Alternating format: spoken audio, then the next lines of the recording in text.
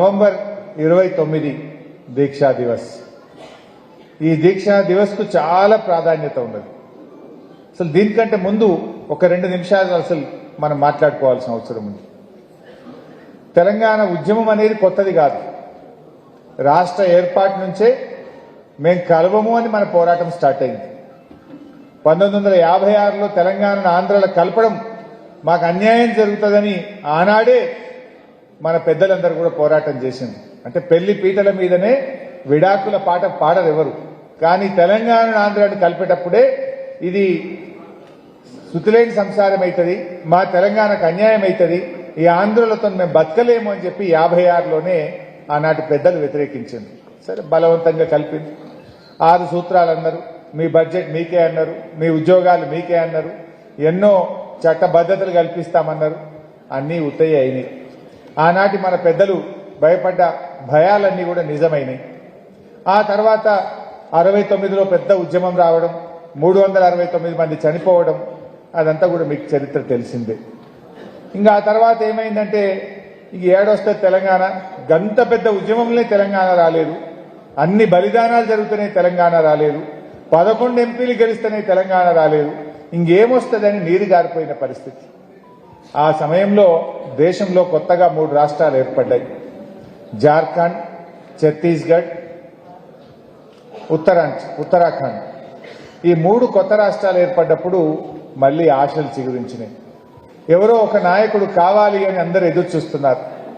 ఆచార్య జయశంకర్ గారు పెళ్లి చేసుకోలేదు, ఆయన జీవితమంతా తెలంగాణ కోసం అంకితం చేసింది. ఆయన జీవితమంతా తెలంగాణకు జరుగుతున్న అన్యాయాలను రాస్తూ ఎప్పటికైనా కేసీఆర్ లాంటి ఒక నాయకుడు రాకపోతాడా అని చెప్పి ఆయన పోరాటం కొనసాగిస్తూనే ఉన్నాడు.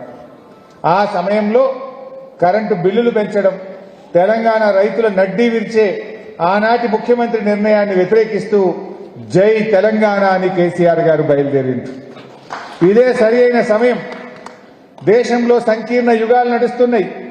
రాజకీయ ప్రక్రియ ద్వారా తెలంగాణ సాధిస్తాము అని చెప్పి 2001 ఏప్రిల్ 27లో జలదృశ్యంలో హైదరాబాద్లో కేసీఆర్ గారు పార్టీని ప్రారంభించారు. మన సిద్దిపేటలోనే మా మల్లన్న ఉన్నాడు. ఇక్కడ కోనాయిపల్లి గ్రామంలో వెంకటేశ్వర స్వామికి దండం పెట్టుకొని, తాను నమ్మిన దేవుడికి దండం పెట్టుకొని సిద్దిపేట నుంచి బయలుదేరిండు కేసీఆర్. ఇక్కడి నుంచి బయలుదేరి పార్టీ ప్రారంభించి అద్భుతంగా ముందుకు తీసుకొని పోయింది. మరి ఆ రోజు ప్రారంభమైన ఉద్యమం మరి 2004 దాకా చాలా పోరాటాలు జరిగినాయి. పార్టీ పెట్టిన తొలినాళ్లలోనే కరీంనగర్, నిజామాబాద్ జిల్లా పరిషత్తులు గెలిపించుకున్నాం. పార్టీని బలోపేతం చేసింది, రాజకీయ పార్టీగా మలిచింది. 2004లో కాంగ్రెస్ పార్టీ మనతో పొత్తు పెట్టుకుంటామన్న నాడు కాంగ్రెస్తో తెలంగాణ ఇస్తామని ఒప్పిస్తే కాంగ్రెస్ ఒప్పుకొని జై తెలంగాణ అంటే ఆ రోజు మనం పొత్తు పెట్టుకున్నాం. దాదాపు 26 మంది ఎమ్మెల్యేలు గెలిచాం. కేసీఆర్ గారు ఢిల్లీకి పోయింది, మనం 5 ఎంపీలు గెలిచాం.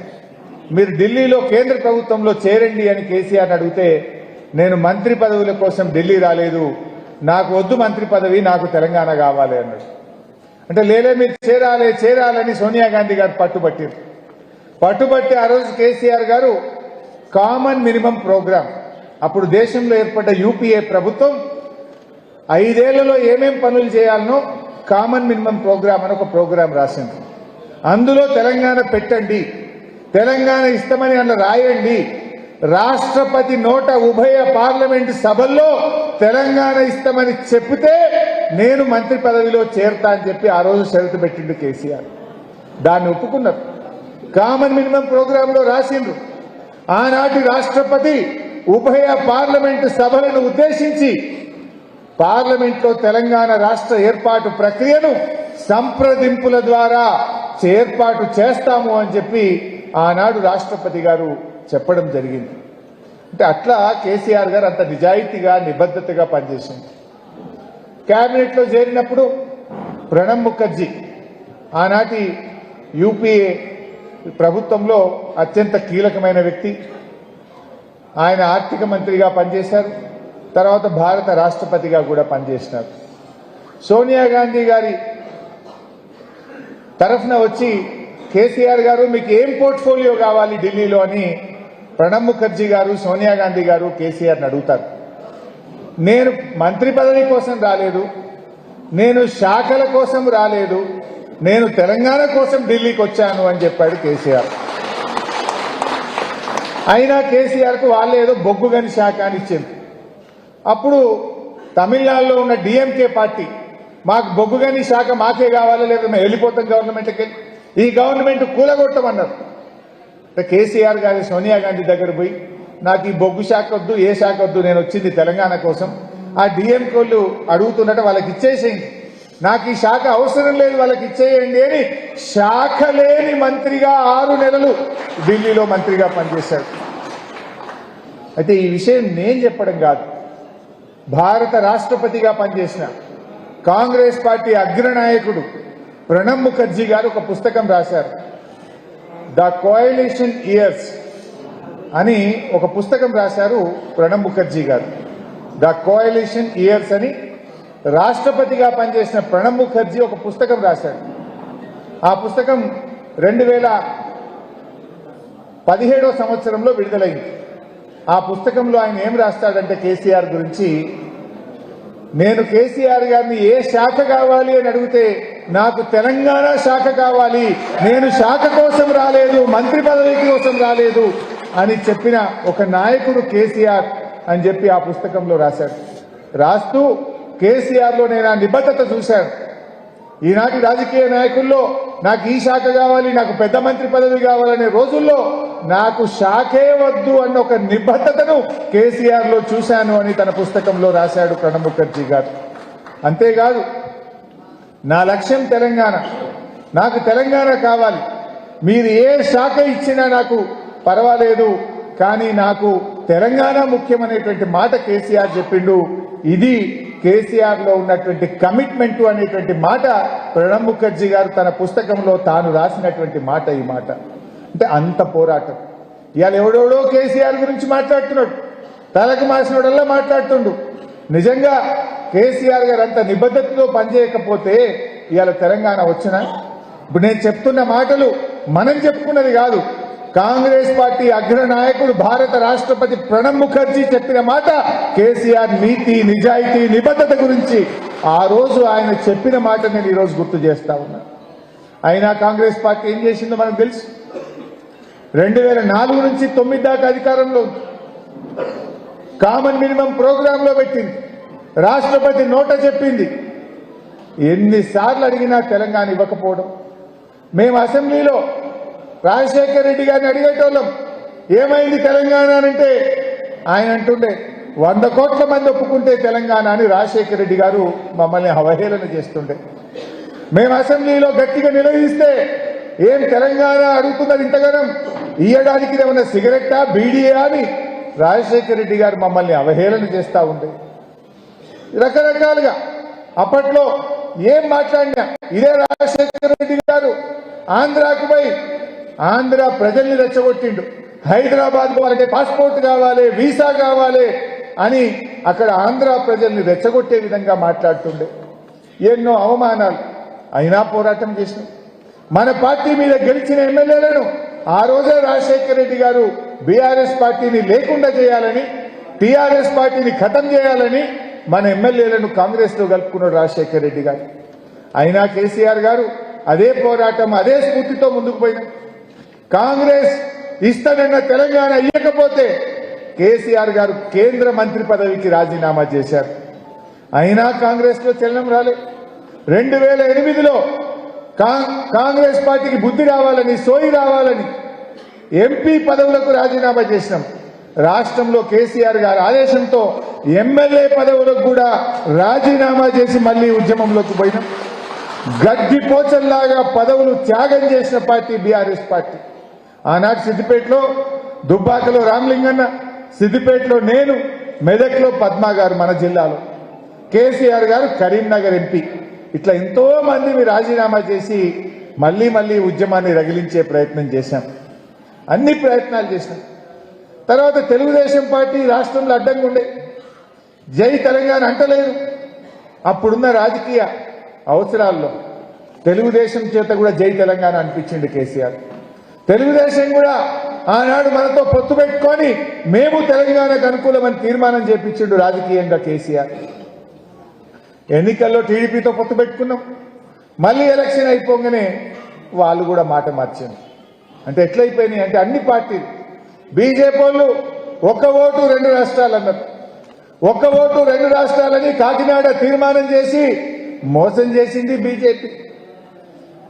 కాంగ్రెస్ పార్టీ టీఆర్ఎస్ తో పొత్తు పెట్టుకొని కామన్ మినిమం ప్రోగ్రామ్ లో పెట్టి రాష్ట్రపతి చేత చెప్పించి తెలంగాణ ఇస్తానని మోసం చేసింది Congress party.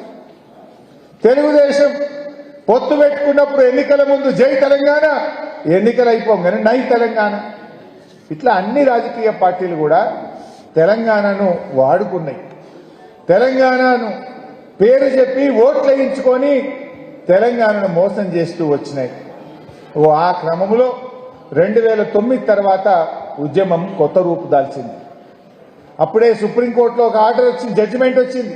Hyderabad free zone అంటే హైదరాబాద్ లో ఉద్యోగాలు ఎవరన్నా చేయొచ్చు, ఆంధ్రోళ్ళందరూ రావచ్చు అని ఫ్రీ జోన్ చేస్తూ ఒక ఉత్తర్వులు వచ్చినాయి. అంటే మన హైదరాబాద్ మనకు కాకుండా పోతుంది, మన హైదరాబాద్ లో మన పిల్లలకు ఉద్యోగాలు రాకుండా పోతున్నాయి, మన హైదరాబాద్ లో మన ఉద్యోగస్తులకు రేపు ప్రమోషన్లు దొరికాయి, ఉద్యోగాలు దొరకకుండా పోతున్నాయని ఆనాడు హైదరాబాద్ ఫ్రీ జోన్ మీద పెద్ద ఎత్తున పోరాటానికి శ్రీకారం చుట్టిండు కేసీఆర్. ఆ క్రమంలోనే మనం సిద్దిపేటలో ఉద్యోగ గర్జనకు బీఆర్ఎస్ పార్టీ శ్రీకారం చుట్టింది. ఆ సందర్భంగా కేసీఆర్ గారు మన సిద్దిపేటకు వచ్చారు. అంబేద్కర్ భవన్, మనం కట్టుకున్న అంబేద్కర్ భవన్ మండల ఆఫీస్కి ఎదురుగా అంబేద్కర్ భవన్ ఉంటుంది, అందులో మీటింగ్ అయింది. అది అక్టోబర్ 12, 2009. అక్టోబర్ 12, 2009 అంబేద్కర్ భవన్ లో కేసీఆర్ గారు ఉద్యోగ గర్జన సన్నాహక సమావేశం జరుగుతూ ఉంటే దాంట్లో మాట్లాడుతూ ఒక మాట అన్నాడు. హైదరాబాద్ ఫ్రీ జోన్ కాదు, ప్రాణాలకు తెగించైనా సరే మన హైదరాబాద్ మనం కాపాడుకుందామని చెప్పుకుంటూ ఒక మాట అన్నాడు. ఆ నినాదమే ఇవాళ మొత్తం ఉద్యమం యొక్క రూపు మార్చింది. ఏంటిది? అవసరమైతే తెలంగాణ కోసం నేను ఆమరణ నిరాహార దీక్ష చేస్తాను అని ఎక్కడ చెప్పిండు? అది సిద్దిపేటలోని అంబేద్కర్ భవన్ లో చెప్పిండు. అక్టోబర్ 12, 2009 నాడు చెప్పిండు. చెప్పుకుంటూ కేసీఆర్ చచ్చుడో తెలంగాణ వచ్చుడో అని నినాదం ఇచ్చిండు. నేను ఆమరణ నిరాహార దీక్ష కూర్చోబోతున్నా, అయితే తెలంగాణ జైత్ర యాత్ర లేదంటే నా శవయాత్ర అని చెప్పి ఒక నినాదం ఇచ్చి కేసీఆర్ బయలుదేరి. సో అక్టోబర్ 12 నాడు ఒక నిర్ణయం తీసుకున్నాం. సిద్దిపేటలో హైదరాబాద్ను మా హైదరాబాద్ మాకు దక్కాలి, హైదరాబాద్ ఫ్రీ జోన్ కాదు, హైదరాబాద్ 6వ జోన్ లో అంతర్భాగమని అక్టోబర్ 21వ తేదీన సిద్దిపేటలో పెద్ద ఎత్తున ఉద్యోగ గర్జన చెయ్యాలని చెప్పి నిర్ణయించాం. ఆనాటి స్వామి గౌడ్ గారు టీఎన్జీఓ అధ్యక్షుడిగా ఉండే, దేవి ప్రసాద్ గారు మన సిద్దిపేట జిల్లా ముద్దుబిడ్డ, ఆయన టీఎన్జీఓ రాష్ట్ర ప్రధాన కార్యదర్శిగా ఉండేవాడు. అద్భుతంగా ఆ ఉద్యోగ గర్జన అంచనాలకు మించి లక్షలాది మంది సిద్దిపేటకు వస్తే ఆ ఉద్యమం పెద్ద ఎత్తున లేచింది. హైదరాబాద్ ఫ్రీ జోన్ కాదు, ఇది తెలంగాణ ప్రజలది, ఇది మాది అని చెప్పి ఆ అక్టోబర్ 21న అద్భుతమైన ఉద్యోగ గర్జన సిద్దిపేటలో జరిగింది. దాని అనంతరమే కేసీఆర్ గారు ఆమరణ నిరాహార దీక్షకు డేట్ ప్రకటించింది. నవంబర్ 29వ తేదీ సిద్దిపేట కేంద్రంగా నేను ఆమరణ నిరాహార దీక్ష కూర్చుంటానని చెప్పి కేసీఆర్ గారు అనౌన్స్ చేసినారు. అయితే అల్గునూరులో కరీంనగర్ నుంచి సిద్దిపేటకు వచ్చి సిద్దిపేటలో ఆమరణ నిరాహార దీక్ష కూర్చోవాలి. మీరందరూ చూసింది ఆ రోజు. ఆ ఆమరణ నిరాహార దీక్ష శిబిరం ఏర్పాట్లు చేస్తుంటే ఒక 2000 పోలీసులు ఉండే సిద్దిపేటలో. మార్కెట్ కమిటీ నిండా పోలీసు వాళ్ళే, ఫంక్షన్ హాల్లో నిండా పోలీసు వాళ్ళే. ఓ లడ్డా అనే ఒక ఐపీఎస్ ఆఫీసర్ని తెచ్చిండ్రు. ఇక ఐజీలు, డిఐజీలు, ఎస్పీలు ఎటు చూడు పోలీసు వాళ్ళే ఉంటుండే సిద్దిపేటలో. మొత్తం సిద్దిపేట గ్రామాలలో టైర్లు ముళ్ళకంచెలేసి ప్రజలు గ్రామాల్లో నుంచి బయటకు రాకుండా ఏ ఊరికి ఆ ఊరికి ముళ్ళకంచెలేసిండ్రు, టైర్లు అడ్డం పెట్టిండ్రు, ప్రజల్ని బయటకు రాకుండా చేసిండ్రు. రామలింగన్ ఉండేప్పుడు అసలు ఎముకలు కొరికే చలి, ఆ చలిలో కూడా కొన్ని వేల మంది ఆ దీక్షా శిబిరాన్ని కంటికి రెప్పలాగా కాపాడుకున్నాం. ఎన్ని కేసులు పెట్టిండ్రు ఆ రోజు. మాట్లాడితే కేసే, చెట్టు కొమ్మగొడితే కేసే, బోరేస్తే కేసే, అన్నం పెట్టే కేసే, టెంట్ వేస్తే కేసే, రోజు బైండ్ ఓవర్లు, కేసులు, అరెస్టే. అయినా భయపడకుండా ఆ నవంబర్ 29 దీక్షా శిబిరాన్ని అద్భుతంగా ప్రారంభించుకున్నాం. అయితే ఆ కేసీఆర్ గారు బయలుదేరి మన దగ్గరికి వస్తా ఉంటే సార్ను అల్గునూరు చౌరస్తాలో అరెస్ట్ చేసింది. ఆనాడు రోషయ్య గారు ముఖ్యమంత్రిగా ఉండే. ఆయన అనుకున్నాడు కేసీఆర్కు ఖమ్మం పట్టకపోతే ఆడ తెలంగాణ ఉద్యోగం తక్కువ ఉన్నది, అది ఆంధ్ర బార్డరు, ఆడి పట్టకపోతే లొలి అప్పుడు బంద్ అయింది అనుకున్నాడు. కరీంనగర్లో అరెస్ట్ చేసి ఖమ్మం జైలు వేసిండు, తీసుకుపోయి కేసీఆర్ ఖమ్మం జైలు వేసిండు. అయితే మాకు అంత ఆగమాగం, సార్ వస్తుంది గంటలని మేము అనుకుంటున్నాం. ధన్మని అరెస్ట్ చేసిందని తెలవంగానే మనమందరం వేల మంది ఉన్నాం. ఎట్లా కేసీఆర్ గారు జైల్లో పెట్టిన దీక్ష కొనసాగిస్తాడు, మేమిక్కడ సార్కు సంఘీభావంగా మేము కూడా ఇక్కడ దీక్ష ప్రారంభిస్తామని మనందరం కూడా కూర్చున్నాం. ఏమైందో మీకు తెలుసు. గొర్రెల మందల మీద తోడేళ్లు పడ్డట్టు ఆనాడు మనం వేల మంది ఆ దీక్షా శిబిరం దగ్గర ఉంటే దాదాపు 2000 మంది పోలీసు వాళ్ళు వచ్చి మన మీద పడ్డారు. అసలు ఇక కొట్టుడు కాదు, కొట్టి కొట్టి మనందరినీ కూడా అరెస్ట్ చేసి మనిషికో దిక్కు తీసుకుపోయిండ్రు. ఆ రోజు నేను, నాతో పాటు కనకయ్య, నాగిరెడ్డి అన్న చాలా మందిని తీసుకుపోయి మెదక్ జైల్లో పడేసిండు. మమ్మల్ని రకరకాల ఒక్కొక్కరిని ఒక జైళ్ళలో పడేసిండు. కేసీఆర్ సార్ను ఖమ్మం జైలు వేసిండు. అయినా పోరాటం ఆగలే. ఆ రోజు కేసీఆర్ గారితో పాటు కెప్టెన్ లక్ష్మీకాంతారావు గారు, రాజయ్య యాదవ్ గారు, ఇంకా చాలా మంది సార్తో పాటు ఆ రోజు జైల్లో ఉన్నారు. మరి అయినా కూడా పెద్దలు కీర్తిశేషులు నాయన్ నరసింహారెడ్డి గారు చనిపోయింది. సార్ కూడా నాయన్ నరసింహారెడ్డి గారు కూడా సార్ ఎంబడి ఆ రోజు జైల్లో పడ్డాడు, ఖమ్మం జైల్లో. నాయన్ నరసింహారెడ్డి గారు, కెప్టెన్ లక్ష్మీకాంతారావు గారు, రాజయ్య యాదవ్ గారు ఖమ్మంలో సార్ వెంట జైల్లో అరెస్ట్ అయి ఉన్నారు ఆ రోజు. అయినా సార్ జైల్లో దీక్ష కొనసాగించింది. దీక్ష ఢిల్లీలో, ఖమ్మం జైల్లో సార్ కొనసాగించింది. ఉద్యమం తీవ్రమైంది. శ్రీకాంతాచారి తమ్ముడు ఎల్బీ నగర్ చౌరస్తాలో పెట్రోల్ పోసుకొని పాపం ఆ రోజు సాయంత్రం ఆయన కూడా ఆత్మహత్య ప్రయత్నం చేసింది. ఉద్యమం, ఖమ్మంలో ఉద్యమం ఉండదని ఆనాటి ఆంధ్ర ప్రభుత్వం అనుకుంటే ఖమ్మంలో అడ్వకేట్లు, ఉద్యోగులు, ఉపాధ్యాయులు, విద్యార్థులు పెద్ద ఎత్తున ఖమ్మంలో ఉద్యమాన్ని శ్రీకారం చుట్టింది. మేము కూడా అందరం మరి బయలుదేరినాం. ఖమ్మం పోతుంటే మమ్మల్ని కూడా అరెస్ట్ చేసి ఖమ్మం రూరల్ పోలీస్ స్టేషన్లో పడేసింది. సార్ దగ్గరికి పోనిచ్చే ప్రయత్నం చేయలేదు. చాలా ఉధృతమైంది.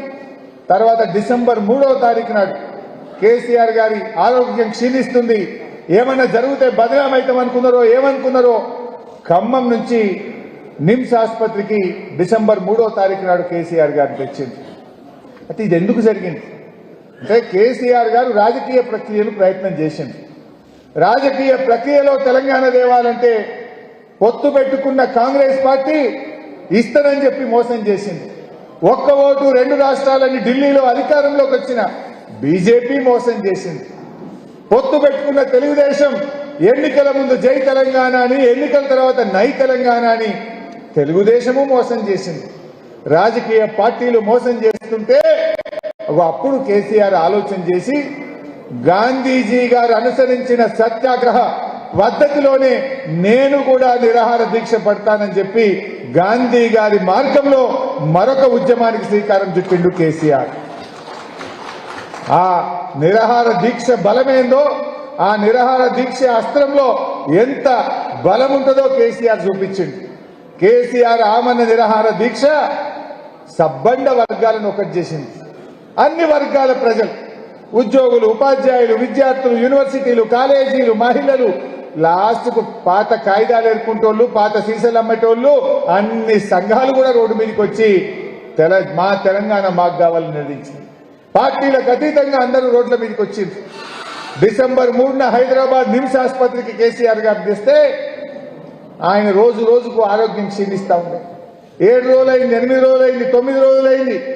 మనిషికి ఏమవుతుందో ఆందోళన పట్టుకున్నది. అందరిలో ఉత్కంఠ నెలకొన్నది. టీవీలో చూస్తున్నటువంటి మహిళలు, ఉద్యమకారులు కేసీఆర్ చూసి చాలా మంది కళ్ళల్లో నీళ్లు పెట్టుకున్నారు. అయ్యో ఈ మనిషికి ఏమన్నా అవుతుందా బక్కపలుచున్నాడు. మేమందరం కూడా నిమ్స్లో కేసీఆర్ గారి దగ్గర పోయి 9 రోజులైంది సార్, 10 రోజులైంది సార్, ఏమన్నా అయితే ఎట్లా బతుకుండి కొట్టాడాం సార్, మీ ప్రాణం ముఖ్యం అని మేము ఎంత బతిమలాడినా నోనో నేను ఒకటే మాట చెప్పిన, అయితే తెలంగాణ జైత్రయాత్ర లేదంటే నా శవయాత్ర, నేను విడిచేదే లేదు నిరాహార దీక్ష అని ఆయన పట్టుబట్టి కూర్చున్నాడు. ఒక్కొక్క గంట ఒక్కొక్క క్షణం ఎంతో టెన్షన్లో గడిపినాం ఆ రోజుల్లో. ఆయన పట్టుదల, ఆయన ఉపవాస దీక్ష ఢిల్లీని కదిలిచ్చింది. ఢిల్లీ నుంచి అప్పటి కేంద్ర హోంమంత్రి చిదంబరం గారు మన జయశంకర్ సార్కు ఫోన్లో లైన్లోకి వచ్చింది. భయపడిపోయింది. కేసీఆర్కి ఏమన్నా అయితే అసలు హైదరాబాద్ మొత్తం ఆగమైపోతుంది అనేటువంటి భయం పట్టుకున్నది. ఢిల్లీకి ఇంటెలిజెన్స్ రిపోర్ట్లు పోయినాయి. తెలంగాణ మొత్తం అగ్నిగుండమయ్యేటట్టుంది, తెలంగాణ సమాజం ఒక్కటైపోయింది, తెలంగాణ ఇవ్వకపోతే ఇక కష్టము అనేటువంటి పరిస్థితి ఏర్పడ్డది. 10 రోజులు దాటి 11వ రోజు వైపు వెళ్తున్న దీక్ష. ఆ 10 రోజుల దీక్షలో అప్పుడు కేంద్ర హోంమంత్రి గారు జయశంకర్ సార్తో ఫోన్లో మాట్లాడారు. మేమందరం నిమ్స్ హాస్పిటల్లో ఉన్నాం. అప్పుడు మాట్లాడి, మేము తెలంగాణ ఏర్పాటు ప్రక్రియ ప్రారంభిస్తాం, కేసీఆర్ గారికి చెప్పండి దీక్ష విరమించమనండి అని చెప్పి జయశంకర్ సార్తో మాట్లాడతారు. జయశంకర్ గారు వచ్చి కేసీఆర్ గారికి చెప్పారు, ఇట్లా ఫోన్ వచ్చింది సార్ అంటే, ఈ ఫోన్లు గీన్లు నేను నమ్మను, ప్రకటన రావాల్సిందే, ఢిల్లీ నుంచి కేంద్ర ప్రభుత్వం తెలంగాణ రాష్ట్ర ఏర్పాటు ప్రక్రియ ప్రారంభిస్తున్నామని చెప్పితే తప్ప నేను దీక్ష విరమించను అన్నాడు కేసీఆర్ గారు. మళ్ళీ జయశంకర్ సార్ ఢిల్లీకి మాట్లాడి 1, 2 సార్లు 3 సార్లు అయింది. ఏం ప్రకటన కావాలో మీరే రాసి పంపండి అని అడిగిండు ఆయన. ఎవరు? కేంద్ర హోంమంత్రి. మన జయశంకర్ సారే రాసిండు ఆ ప్రకటన.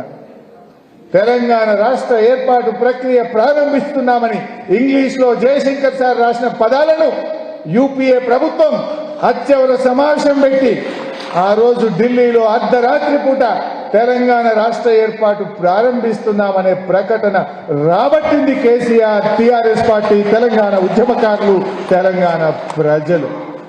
అది ఈ ఉద్యమం. నవంబర్ 29 దీక్ష దివస్ వెనుక ఇంత గొప్ప మంచి దినం, సుదినం. నిజంగా తెలంగాణ వచ్చిందంటే ఈ నవంబర్ 29 నాడు కేసీఆర్ ప్రారంభించిన ఆమరణ నిరాహార దీక్ష ఫలితం ఇవాళ తెలంగాణ రాష్ట్రం. ఆ తర్వాత కూడా చాలా జరిగినాయి, మీకు తెలుసు. డిసెంబర్ 9 తెలంగాణ వచ్చింది. తెలంగాణ అంతా పండగ చేసుకున్నది. ఏ ఊర్లో చూసినా బతుకమ్మ, దసరా, దీపావళి అన్ని పండుగలు కలిసి వస్తే ఎంత ఆనందమో, ఆ డిసెంబర్ 9 తెలంగాణ ప్రజల ఆనందానికి అవధులు లేవు. గొప్ప పండగ చేసుకున్నాం డిసెంబర్ 9. కానీ మన సంతోషానికి ఎక్కువ రోజులు లేవు. మళ్ళా ఆందోళన సురువు చేసింది. తెలంగాణ రాగానే ఆంధ్ర ఎమ్మెల్యేలంతా రాజీనామా పెట్టారు. తెలంగాణ వాపసు తీసుకోవాలి, తెలంగాణ నిర్ణయాన్ని వెనక్కి తీసుకోవాలని ఆంధ్రోళ్ళంతా రాజీనామాలు పెట్టింది. డిసెంబర్ 9 తెలంగాణ వచ్చింది. డిసెంబర్ 23వ తారీఖు నాడు ఇచ్చిన తెలంగాణ మళ్ళీ కాంగ్రెస్ వెనక్కి తీసుకున్నది. ఇచ్చిన తెలంగాణ కాంగ్రెస్ వెనక్కి తీసుకున్నది. తెలంగాణలో మళ్ళీ ఉద్యమం పెళ్లిబుకింది. అన్ని చోట్ల నిరాహార దీక్ష శిబిరాలు స్టార్ట్ అయినాయి, ఉద్యమాలు స్టార్ట్ అయినాయి, వంట వార్పు స్టార్ట్ అయింది, రాస్తా రోకోలు స్టార్ట్ అయింది. తెలంగాణ ప్రజలు ఒక మాట అన్నారు, ఆంధ్ర ఎమ్మెల్యేలు రాజీనామా పెట్టి నోటికాడ బుక్కను ఎత్తగొట్టిండ్రు, వచ్చిన తెలంగాణను ఎత్తగొట్టిండ్రు, తెలంగాణ ఎమ్మెల్యేలు కూడా అందరు రాజీనామా చేయాలని చెప్పి తెలంగాణ సమాజం కోరింది. అప్పుడు రాజీనామా చేయమంటే ఇదే రేవంత్ రెడ్డి, ఇదే తెలుగుదేశం పార్టీలో ఉన్న వీళ్ళంతా రాజీనామాలు చేయమంటే వెన్ను చూపి పారిపోయింది. కానీ ఆ రోజు రాజీనామా చేసింది ఎవరు? మళ్ళా ఈ గులాబీ సైనికులు, కేసీఆర్ నాయకత్వంలో గెలిచిన టీఆర్ఎస్ ఎమ్మెల్యేలే ఆ రోజు రాజీనామా చేసింది. బీజేపీలో ఇద్దరే గెలిచిండ్రు, ఒక ఆయన ఎండల లక్ష్మీనారాయణ, ఒక ఆయన కిషన్ రెడ్డి. ఇప్పుడు కిషన్ రెడ్డి కేంద్ర మంత్రి, రాష్ట్ర బీజేపీ అధ్యక్షుడు. రాజీనామా చేయలే కిషన్ రెడ్డి అంటే ఇక పోయి ఢిల్లీలో పడ్డాడుగా. ఈడుంటే అందరు అడుగుతున్నాడు, ఢిల్లీలో పడ్డాడు. పాపం ఎండల లక్ష్మీనారాయణ ఒకడే రాజీనామా చేశాడు. ఇద్దరిట్లో ఒకటే చేసిండు. ఇప్పుడున్న బీజేపీ అధ్యక్షుడు కిషన్ రెడ్డి తెలంగాణ కోసం రాజీనామా చేయమంటే నేను చెయ్య అన్నాడు. ఇక ఈ రేవంత్ రెడ్డి, ఇవాళ ముఖ్యమంత్రి రేవంత్ రెడ్డి, ఆనాడు తెలుగుదేశంలో గెలిచిన ఎమ్మెల్యేలు రాజీనామా చేయవయ్యా అంటే కొంతమంది జిరాక్స్ కాగితాలు ఇచ్చిండ్రు స్పీకర్కు. ఈ రేవంత్ రెడ్డి జిరాక్స్ కూడా ఇవ్వలేదు. కొంతమంది ఏమో జిరాక్స్ ఇచ్చిండ్రు తెలుగుదేశం వాళ్ళు, ఈ రేవంత్ రెడ్డి జిరాక్స్ కాగితం కూడా ఇవ్వలేదు. ఏమో ఆయన జిరాక్స్ మీద ఆమోదం చేస్తారనుకున్నాడో ఏందో. ఈయన జిరాక్స్ కాగితం కూడా ఇవ్వలే. అంటే ఆనాడు కూడా డిసెంబర్ 23న ఇచ్చిన తెలంగాణ వెనక్కిపోతే కూడా మళ్ళీ కేసీఆర్ రాజీనామా చేసిండు ఎంపీగా, మన టీఆర్ఎస్ ఎమ్మెల్యేలు రాజీనామా చేసిండు, మళ్ళీ తెలంగాణ సమాజం అంతా ఉద్యమం చేసింది. నాకు బాగా గుర్తు, మా మల్లేశం సార్ ఉన్నాడు, 23 నాడు తెలంగాణ ఎంతకు పోయింది, డిసెంబర్ 23 నాడు మన సిద్దిపేట పాత బస్టాండ్ కాడ డిసెంబర్ 24 నాడు దీక్షా శిబిరం స్టార్ట్ చేసినాం. 23 వాపస్ పోగానే 24 తారీఖు నాడు దీక్షా శిబిరం తెల్లారే స్టార్ట్ చేసినాం. ఎన్ని రోజులు నడిపినాం? 1531 రోజులు నడిపినాం ఆ దీక్షా శిబిరాన్ని. డిసెంబర్ 23 వచ్చిన తెలంగాణ వెనకపోతే డిసెంబర్ 24 నాడు పాత బస్టాండ్ కాడ దీక్షా శిబిరం ప్రారంభిస్తే 1531 రోజులు జూన్ 2, 2014 నాడు గెజిట్ నోటిఫికేషన్ వచ్చి తెలంగాణ ప్రభుత్వం కొలువు తీరేదాకా దీక్షా శిబిరం నడిపినటువంటి గొప్పతనం. ఒక్కరోజు నిరాహార దీక్ష, 2 రోజులు, 3 రోజులు, 15 రోజులు, నెల రోజులు, 2 నెలలు, 3 నెలలు, ఏడాది చేస్తే దమ్ముకొత్తాం. ఏడాది కాదు, 2 ఏళ్ళు కాదు, 3 ఏళ్ళు కాదు, 4 ఏళ్ల దాకా చేసినాం దాదాపు. అంటే ఎంత గొప్ప ఉద్యమం. నాకు గుర్తులేవు కానీ పేర్లు. వంగ గాలిరెడ్డి సార్ ఉంటుండే, స్వాతంత్ర సమరయోధుడు. పాపం ముసలి ఇంకా ఉన్నాడు, పెద్ద మనిషి, నంగదాంపల్లి. కుంటుకుంటా వస్తుండే పొద్దుగాలు డ్యూటీ లెక్కనే. వంగ గాలిరెడ్డి సార్ అంటే పాపం కీర్తిశేషులు రిటైర్డ్ టీచర్ ఉండే మారెడ్డి హనుమంతరెడ్డి సార్, మా బూర మల్లేశ్వరి సార్, మా కమలాకర్ రావు గారు అయితే స్పీచ్ కొట్టి మైకే అడిగిపోయింది. ఆయన ఒక సర్పంచ్ సాబ్ ఉండే కమలాకర్ రావు గారు. మా అహ్మద్ ఉంటుండే పాపం పొద్దుగాలు ఇవ్వగానే సాఫ్ చేసుడు, కుర్చీలు వేసుడు, టెంట్ వేసుడు, పూలదండలు తయారు పెట్టుడు, జ్యూస్ తయారు చేసుడు మా అహ్మద్ వంతుంటుండే. అహ్మద్, మన గంగాపూర్ మూర్తి అశోక్ రెడ్డి, ఇట్లా ఒక్కరు కాదు, మన మయూరి భాస్కర్ పాటలు పాడుతుండే పాపం, రోజు వాళ్ళ టీం పాటలు పాడుతుండే. మయూరి భాస్కర్, ఫసియుద్దీన్ సాబ్, గౌస్ మొయ్యుద్దీన్ సాబ్, మా అన్న గుండుసీనన్న, రిటైర్డ్ టీచర్ రామచంద్రం సార్ కరోనాలో చనిపోయింది పాపం. మా బాలరంగం అన్న, ఒక్కరు కాదు, ఇట్లా నాకు పేర్లు మర్చిపోతే అబ్బట్టుకోకూడదు కానీ కొన్ని వందల మంది. అసలు మహిళలు కూడా రోజు వచ్చి కూర్చుందరు, రోజొక్క బ్యాచ్. అసలు సిద్దిపేటలో దీక్ష చెయ్యని మనిషే లేడుగా నాకు తెలుసు. పాలమాకలో శిబిరం, సిద్దిపేటలో శిబిరం, గజ్వేల్ మా ప్రతాపన్న కూడా చేసిండు దీక్ష. గజ్వేల్ తెలుగుదేశంలోనే కానీ చేసిండు, నిరాహార దీక్ష చేసిండు. అట్లా గజ్వేల్లో కూడా ఒక దీక్షా శిబిరం నడిచింది, చాలా చోట్ల నడిచినాయి. దుబ్బాక అయితే అసలు ఉద్యమాలకు పెట్టింది పేరు ఉద్యమాల కోట మా దుబ్బాక. మా కొత్త ప్రభాకర్ అన్న నాయకత్వంలో, రామలింగన్న నాయకత్వంలో ఎన్నో ఉద్యమాలు దుబ్బాకలో కూడా దీక్షా శిబిరాలు నడుస్తుండే. అట్లా 1531 రోజులు దీక్షా శిబిరం నడుపుకుంటే పిల్లల మాట నాది. ఎంత గొప్ప ఉద్యమం అసలు తెలంగాణ ఉద్యమం. రాస్తే రామాయణం అంతా అంటారు చూడు, అట్లా అంత గొప్ప చరిత్ర ఈ తెలంగాణ ఉద్యమాన్ని. ఇంత గొప్ప ఉద్యమం జరిగి ఇన్ని పోరాటాలు, ఇంతమంది విద్యార్థుల త్యాగాలతోని మళ్ళీ ఆ యూపీఏ ప్రభుత్వం దిగొచ్చి పార్లమెంట్లో బిల్లు పెట్టి పాస్ చేసింది. తెలియదు ఆ పెప్పర్ స్ప్రేలు, గిప్పర్ స్ప్రేలు, ఆ లగడపాటి కథలు తక్కువ కొట్లాడుతున్నాం మేము. ఆ ఆర్టీఓ ఆఫీస్లో ఫోటో చూపించిరాడ.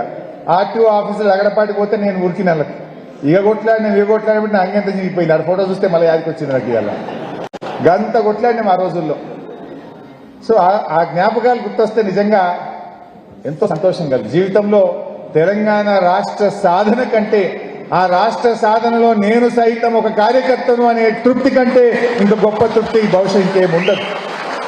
స్వాతంత్రోద్యమంలో ఆనాడు గాంధీజీ గారి నాయకత్వంలో పనిచేసిన ఆ స్వాతంత్ర పోరాట యోధులది ఎంత గొప్ప అనుభవమో, ఎంత గొప్ప తీపి జ్ఞాపకమో, తెలంగాణ ఉద్యమంలో కేసీఆర్ నాయకత్వంలో పనిచేసిన మనందరిది కూడా అంత గొప్ప అనుభూతి, అంత గొప్ప త్యాగం, అంత గొప్ప కృషి. ఎందుకంటే ఆ రోజు ఏ తెలంగాణ వస్తుందా, ఇంకెక్కడ వస్తుంది, ఇది అయ్యే పని, ఈ బక్కపల్స అందరైతే అవుతుందా? ఏ టీఆర్ఎస్ పార్టీ అమాస పుట్టింది ఏదో పుణ్యానికి పోతుందని ఒకడు, మగల పుట్టింది పబ్బల పోతుందని ఒకడు, ఏకి టీఆర్ఎస్తోనే ఏమవుతుందని ఒకడు. అటువంటి టీఆర్ఎస్ పార్టీ తెలంగాణ సాధించి ఎంత అద్భుతంగా కేసీఆర్ గారు తీర్చిదిద్దారో ఇవాళ మనం గుర్తు చేసుకోవాలి. ఈ రేవంత్ రెడ్డి ఈయనన్నా ఒకనాడు జై తెలంగాణ అన్నాడా? రాజీనామా పెట్టిండా? ఈయన ఒక్క కేసు ఉన్నది ఆయన మీద? కేసీఆర్ మీదనో, నా మీదనో, మా ప్రభాకర్ అన్న మీదనో, మా చచ్చిపోయిన లింగన్న మీదనో, అసలు ఎన్ని కేసులు? 350 400 పోలీస్ స్టేషన్ల కేసులు ఉంటుండే మా మీద. ఎన్ని రైల్వే కేసు, ఈ కేసు, ఆ కేసు, మీలో కూడా చాలా మంది మీద 10 కేసులు 20 కేసులు అయిన వాళ్ళే మీరందరూ కూడా. ఈడ ఉన్న ప్రతి ఒక్కరి మీద కేసు అయిన వాళ్ళమే. ఈ రేవంత్ రెడ్డి అంటే ఏమన్నా జై తెలంగాణ అన్నాడా? ఒక కేసు అయిందా?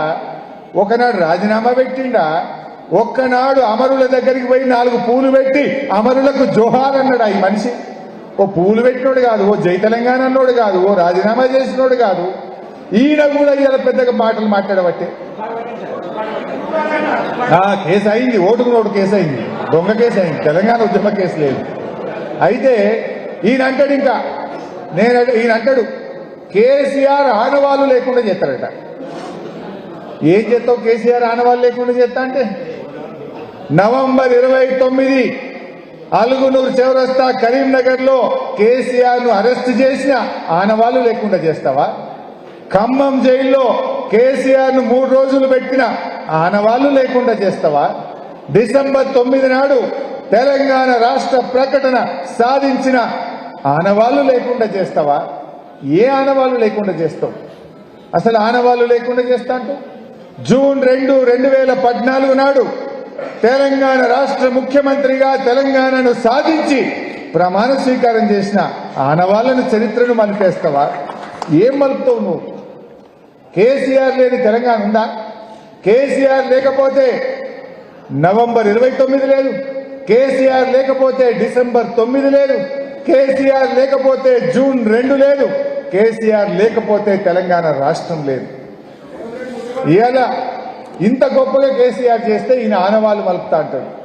అవును, నీ మరక తెలంగాణ ఉద్యమంలో నీ మరకను మలిపేయలేవు రేవంత్ రెడ్డి, గుర్తుపెట్టుకో. జై తెలంగాణ మీద తుపాకీ పట్టుకొని బయలుదేరిన మరక నిన్ను ఎప్పుడూ వెంటాడుతూనే ఉంటది. తెలంగాణ ఉద్యమంలో రాజీనామా చేయకుండా వెన్ను చూపిన మరక నిన్ను వెంటాడుతూనే ఉంటది. ఒక్కనాడు అమరులకు 2 పువ్వులు పెట్టని మరక నిన్నెప్పుడూ వెంటాడుతూనే ఉంటుంది. కానీ ఒక్కటి గుర్తుపెట్టుకో, నీ మాటలు ఎన్ని మాట్లాడినా కేసీఆర్ కీర్తిని నువ్వు తుడిసేయలేవు. ఈ తెలంగాణ రాష్ట్రం ఉన్నంత కాలం కేసీఆర్ పేరు చరిత్రలో ఎప్పుడూ నిలిచే ఉంటుందని చెప్పి కూడా నేను ఈ సందర్భంగా తెలియజేస్తా ఉన్నా.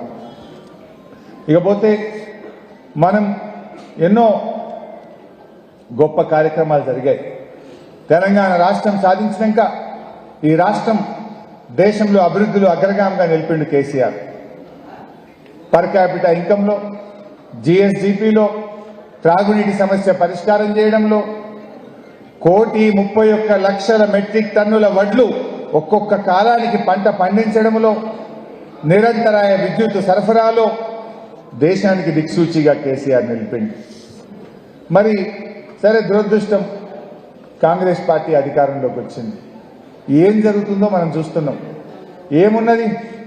ప్రజలకు ఎన్నో మాటలు చెప్పిండు. 6 గ్యారంటీలు అన్నారు, 100 రోజుల్లో ఇస్తామన్నారు.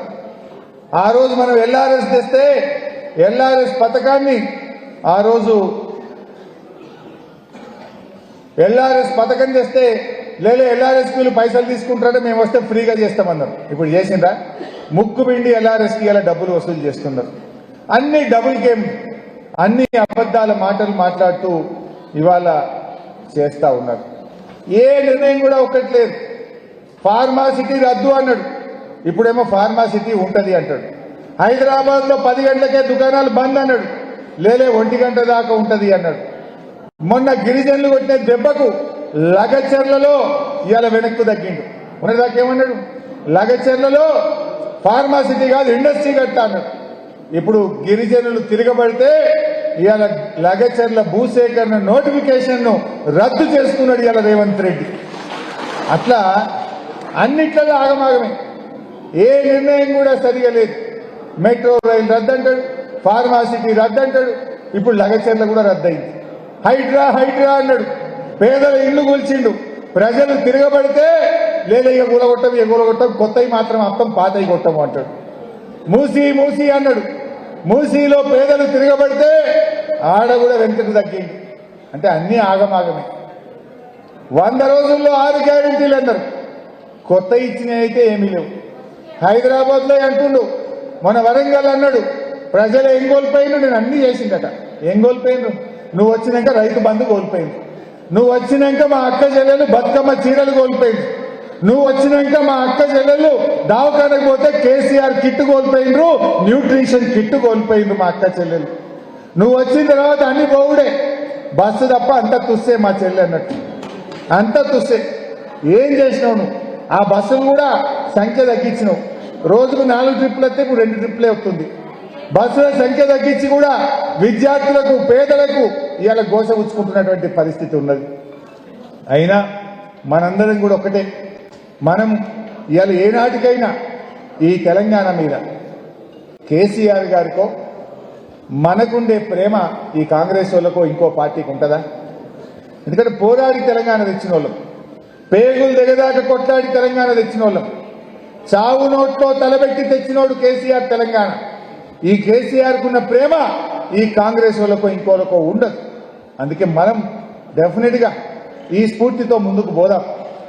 ఇవాళ కేసీఆర్ దీక్షా దివస్ స్ఫూర్తిలో మనం కూడా ఒక సంకల్ప దీక్ష తీసుకుందాం.